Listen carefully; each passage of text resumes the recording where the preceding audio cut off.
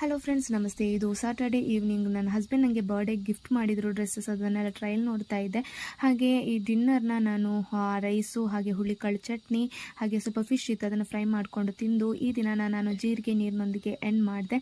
ಹಾಗೆ Sunday morning ಪಾಪು ಸ್ಕೂಲಲ್ಲಿ ಮೀಟಿಂಗ್ ಇತ್ತು. ಸೊ ಮೀಟಿಂಗ್ಗೆ ಹೋಗಬೇಕಿತ್ತು. 9:30 to 9:30 ಮೀಟಿಂಗ್ ಸ್ಟಾರ್ಟ್ ಇತ್ತು. ಸೊ ನಾನು ಬೇಗ ಆಗಲಿ ಅಂತ ಹೇಳಿ ಮ್ಯಾಗಿ ಮಾಡಿದ್ದೆ ಟಿಫನ್ಗೆ. ಹಾಗೆ ನಂದು ಡಬ್ಬಗಳನ್ನೆಲ್ಲ ಕ್ಲೀನ್ ಮಾಡ್ಕೊಳ್ಳೋಣ ಅಂತ ಅಂದ್ಕೊಂಡೆ. ಸ್ವಲ್ಪ ಅಡುಗೆ ರೂಮ್ ಕ್ಲೀನ್ ಮಾಡಬೇಕಿತ್ತು. ವೀಕ್ಲಿ ಒನ್ಸೇ ಅಲ್ವಾ ನಮಗೆ ಸಂಡೇ ಅಲ್ವಾ ಫ್ರೀ ಇರೋದು. ಸೊ ಅದನ್ನು ಸ್ವಲ್ಪ ಕ್ಲೀನ್ ಮಾಡಿಕೊಂಡ್ರೆ ಸ್ವಲ್ಪ ಚೆನ್ನಾಗಿರುತ್ತೆ.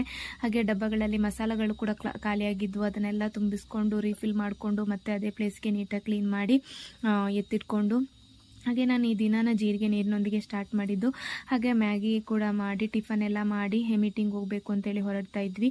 ಇದಾಗಿತ್ತು ನಂದು mini blog. Thank you so much for watching. Hello friends.